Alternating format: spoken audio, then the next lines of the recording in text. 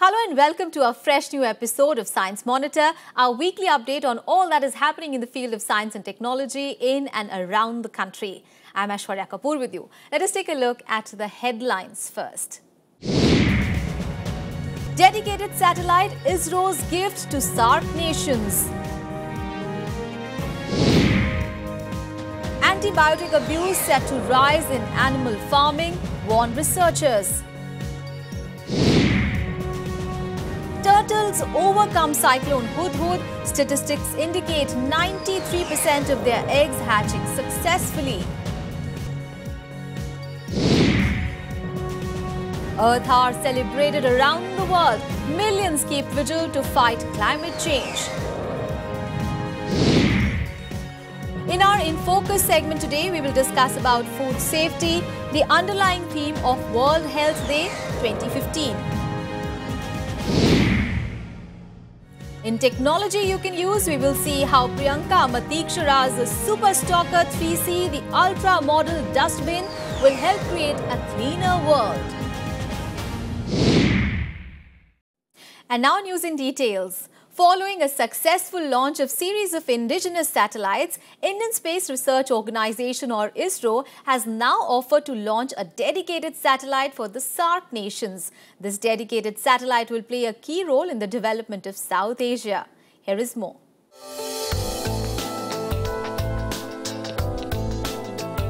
From Moon to Mars and beyond, India's space technologies are all set to conquer the universe.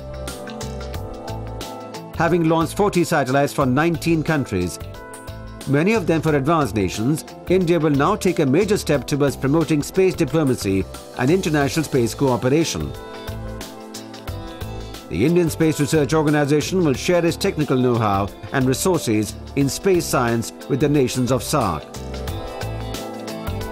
The proposal is to set up a dedicated satellite for SAARC member states to achieve the goals of sustainable development in South Asia.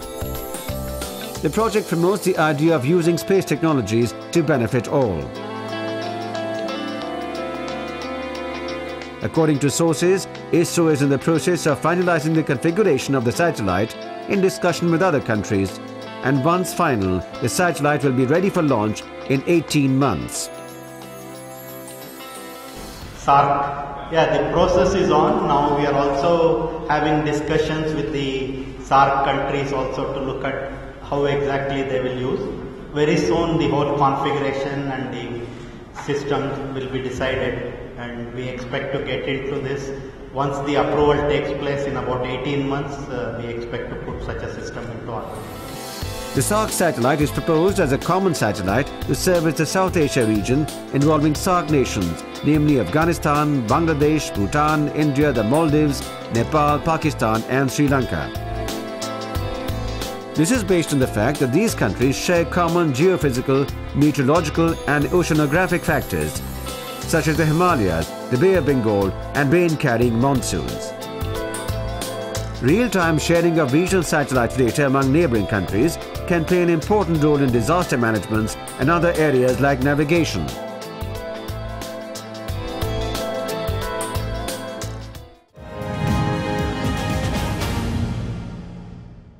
If you are a meat lover, then beware, for you may be ingesting unwanted doses of antibiotics through your favorite non-vegetarian dish. Scientists now warn that indiscriminate use of antibiotics in livestock production is on the rise now, more than ever, and is likely to increase by 67% in the coming 20 years with serious consequences. Here is more.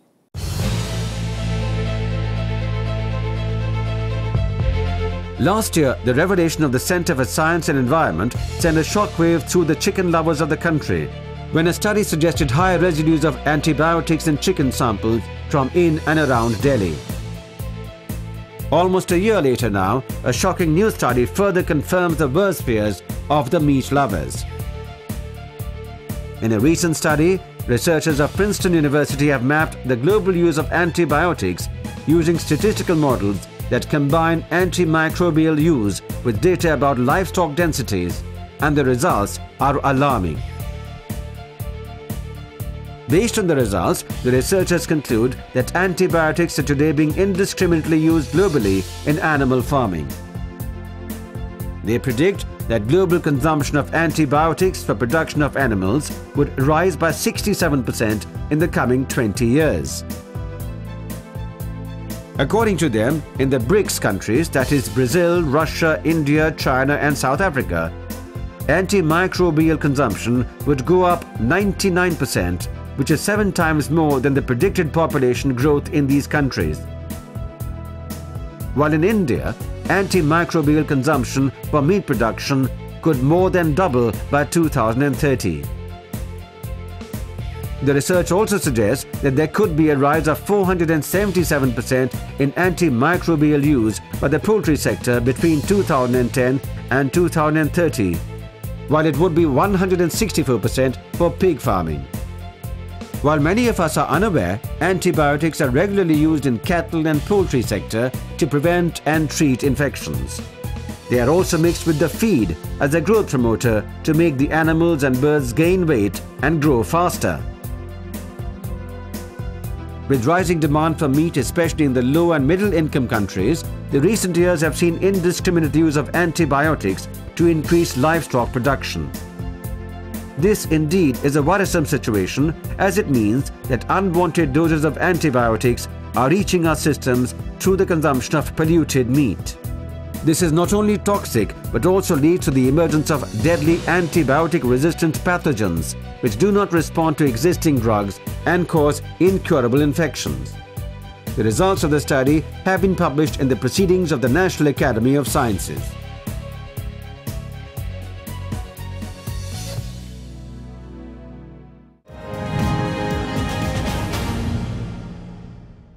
And now, heartening news for nature enthusiasts and turtle lovers. Despite Cyclone Hudhud lashing the coast of Andhra Pradesh and Odisha, the nesting and breeding of olive Ridley turtles have shown an encouraging increase, with nearly 93% of the turtles' eggs hatching successfully.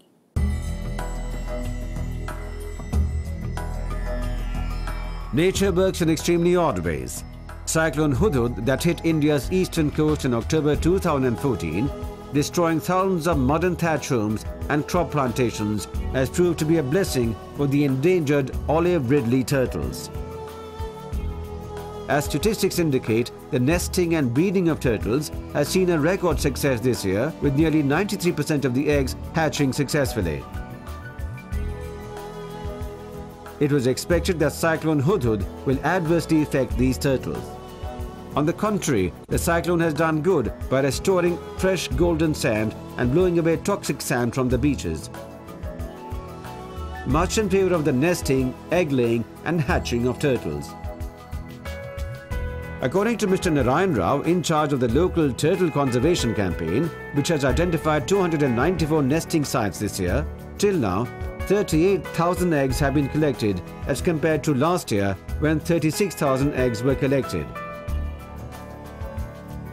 మొత్తం ఇప్పుడు వరకు కూడా 38,000 రూపాయల 38,000 eggs ఇప్పుడు వరకు collect చేయడం జరిగింది. ఈ సంవత్సరం అయితే 38,000 వరకు ఎగ్స్ కలెక్ట్ చేయడం జరిగింది. లాస్ట్ ఇయర్ అయితే 36,000 చిల్లర ఎగ్స్ కలెక్ట్ చేయడం చేసాం.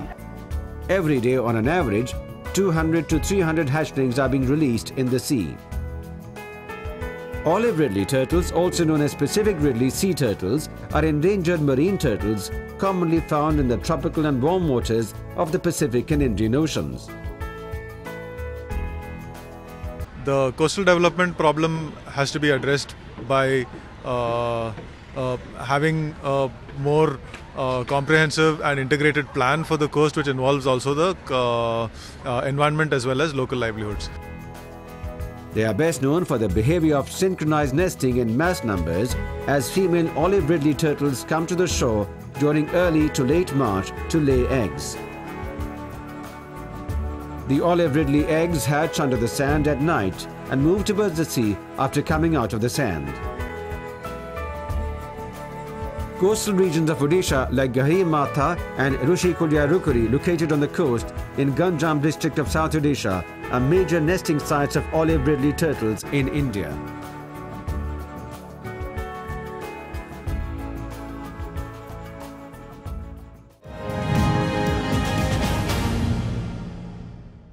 Climate change is fast becoming a horrific global reality. As the world celebrated Earth Hour on 28th of March from 8:30 to 9:30 p.m. local time, millions around the world joined hands for climate action. Unexpected floods to severe droughts. Today, climate change is not just a scientific perception, but a harsh reality. With dramatic changes in climate becoming increasingly visible across the globe, millions joined hands on the 28th of March to celebrate the Earth Hour, keeping vigil against climate change. With the tagline "Change Climate Change," Earth Hour 2015 was celebrated on March 28th between 8:30 and 9:30 p.m. local time around the world. Participants from 170 countries and territories turned off their lights in the spirit of the movement. The logo of Earth Hour says 60 when we started it. So that means 60 minutes or 1 hour of switching off all non-essential lights. And now the logo says 60 plus. That what we are saying is switch off all non-essential lights plus make the switch to renewable energy. While in India's national capital, the Rashtrapati Bhavan and the Akshardham temple joined the campaign by turning off lights, people in the southern state of Kerala gathered at beaches in Trivandrum with candles. The Indian Museum at Kolkata and the city of Ahmedabad also partook in the worldwide campaign. Cities of China, New York Times Square in the USA, Brazil, Eiffel Tower, Paris, Bangkok and Japan also expressed solidarity with the Lights Off event. Earth Hour is a worldwide movement organized by the World Wildlife Fund. Initiated as a Lights Off event at Sydney, Australia in 2007, the campaign aims to unite people across the globe to protect the planet.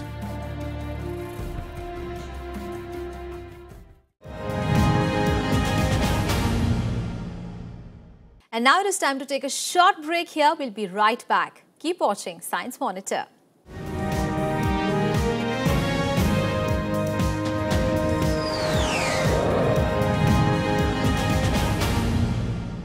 Welcome back. After the break, you're watching Science Monitor. Let us now have a look at some important science and technology activities happening in India and abroad in our next segment, Science Express.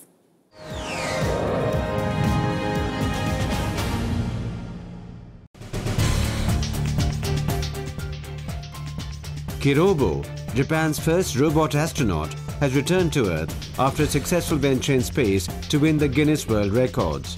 Kirobo, a companion robot developed by Toyota Corporation in collaboration with Dentsu Incorporated and Japan Aerospace Exploration Agency, reached the International Space Station in December 2013. The robot since then has conducted experiments in space and described Earth like a blue LED light as seen from space. Kirobo has won the Guinness World Record for being the first robot to have a conversation in space and reaching the highest height as a robot. The world will witness a total lunar eclipse or blood moon on 4th April 2015. This will be the first of the 2 lunar eclipses that are scheduled for this year, with the next predicted on September 28. While the eclipse of 4th April will last for 3 hours and 29 minutes, the moon will be totally eclipsed for about 5 minutes. Blood moon will be visible in most of North America, South America, Asia and parts of Australia. The centre has recently announced the commencement of the WHO Collaborating Centre as National Health System Resource Centre (NHSRC) in India. The first WHO Collaborating Centre in Southeast Asia region, the NHSRC aims to boost health technology through affordable and accessible medical devices and healthcare services in India. The NHSRC has been working in the area of health technologies and related policy interface. Its work includes framing of technical specifications for technologies procured under the National Health Mission, best practices for technology lifecycle management and maintenance, Secretariat for Assessment and Uptake of Innovations into Public Health Systems, among others. A group of researchers, while analyzing the data obtained by the SPICAV spectrometer on board Venus Express, has stumbled upon an unusual warm layer in Venus' atmosphere.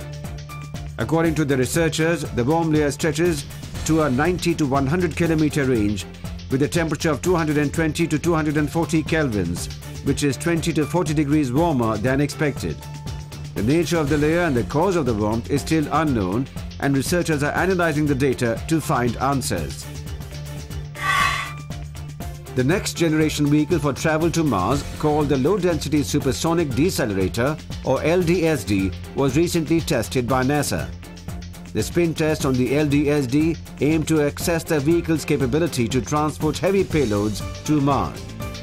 The devices that were tested included two pressure vessels called Supersonic Aerodynamic Decelerators or SIADs, and a parachute capable of slowing down vehicle entry from supersonic to subsonic speeds.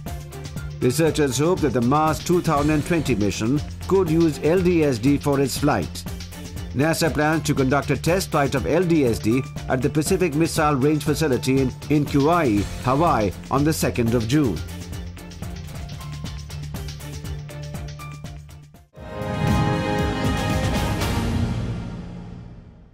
Food, the basic necessity of life. But improperly handled food can be the source of some of the most fatal infections.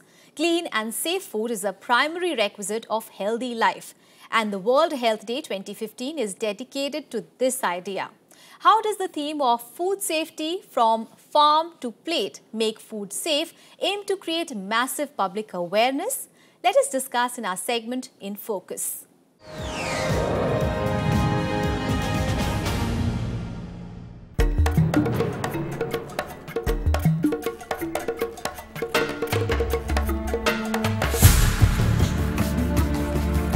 We all have been hearing the age-old saying that health is wealth. But in today's fast age of rapid urbanization, how many of us actually pay heed to this age-old wisdom? While nationwide programs to improve healthcare, nutrition and hygiene are being promoted, it has also been observed that the changing lifestyle patterns are conspicuously and adversely impacting our dietary habits and in turn, our health. Food is our ultimate source of nutrition and good health. But the very food that gives us life, if improperly handled, can lead to a range of health problems, including diarrhea and acute viral infections. Safety is thus a prerequisite for good health. And this forms the theme of World Health Day 2015. The World Health Day, the birthday of the World Health Organization, which will be celebrated globally on 7th April, focuses on food safety. From farm to plate, make food safe. First celebrated on 7th April 1950, World Health Day is celebrated across the world under the leadership of the World Health Organization to draw public attention towards the issues pertaining to global health. This year's theme, Food Safety, aspires to create public awareness regarding practices for the production and consumption of clean and safe food, and prevent risk of food poisoning and foodborne diseases. The organization also aims to urge governments and stakeholders to improve and regulate food safety standards in their respective nations, from farms, factories and street vendors to kitchens.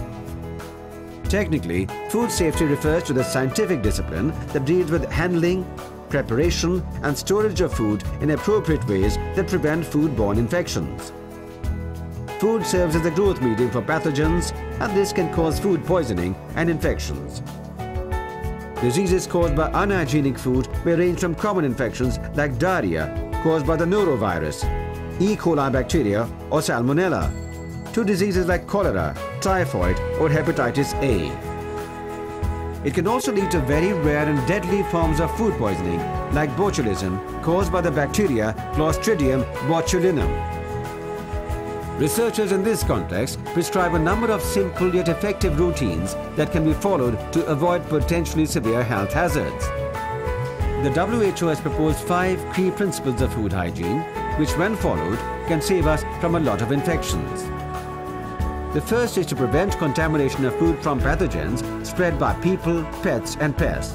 We should hence maintain general cleanliness of our cooking space and wash our hands, vessels and raw materials thoroughly before cooking.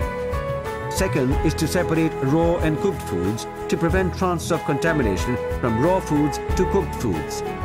Third is to cook foods for the appropriate length of time and at the appropriate temperature to kill pathogens.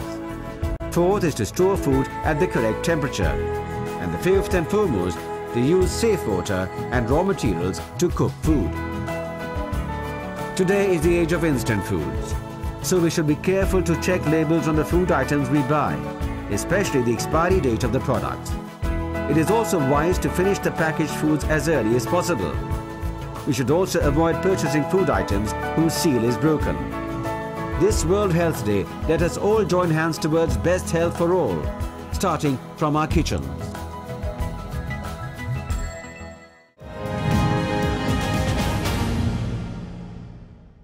And what are the contributions of science to this week's history? We shall learn in our next segment, History of Science.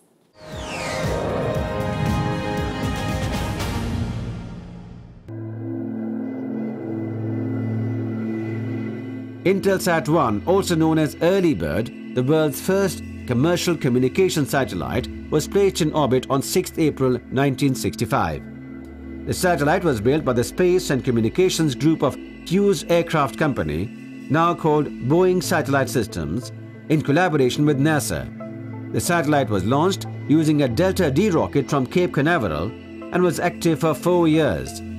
It provided the first direct and fastest contact between Europe and North America, handling television, telephone and telefacsimile transmissions, and the first live TV coverage of a spacecraft splashdown that was of Gemini 6.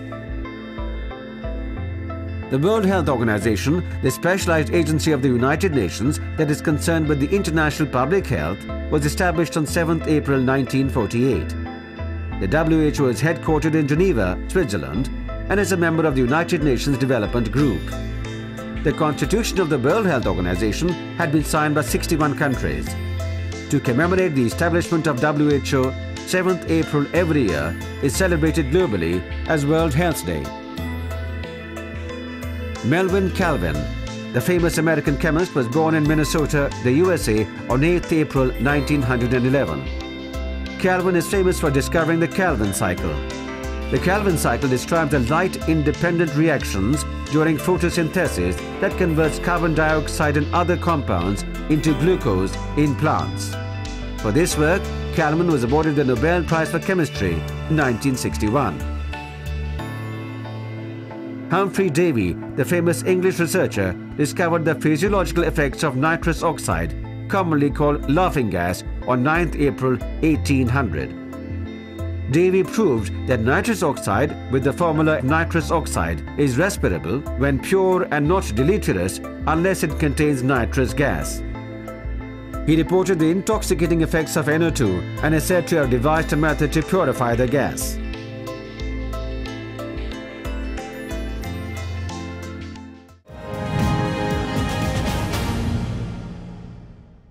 On to our next segment, technology you can use.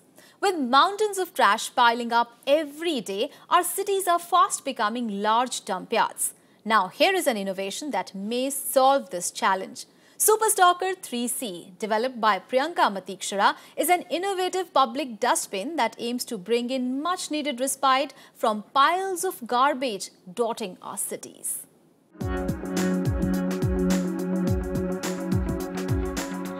Superstalker 3C is a waste bin designed for public places, but it can perform many functions.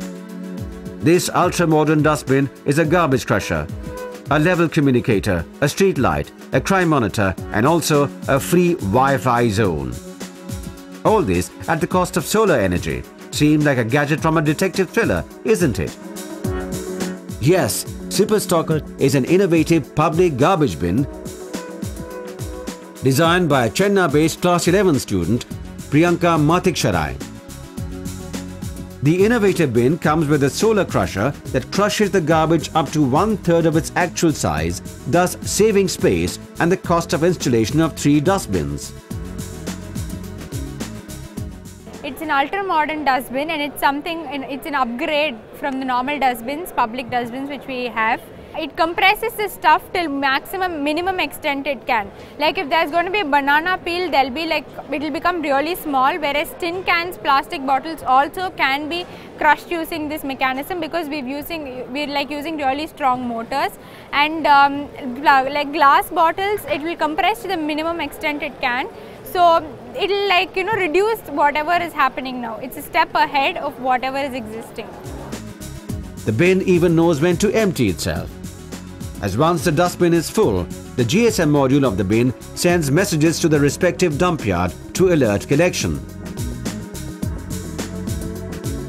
When we throw garbage inside Superstocker, it compresses to the minimum size it can. So in the place of many dustbins, if we just have this one dustbin, it is enough.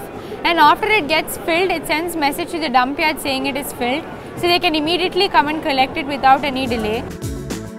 This not only prevents overflooding of the bin, but also saves unnecessary rounds of garbage collection, thus preventing wastage of fuel. Superstocker can even harness solar energy during the day to light the street lights at night. That's not all. The public bin can be a nightmare for miscreants as it is fitted with a CCTV camera which can monitor and record the activities in the neighborhood. What's more, the bin can also be used as a free Wi-Fi hotspot. Mentored by the National Innovation Foundation, Priyanka has applied for a patent for her creation. Let's hope that Priyanka's innovation will soon be a part of the nation's Clean and Green India campaign.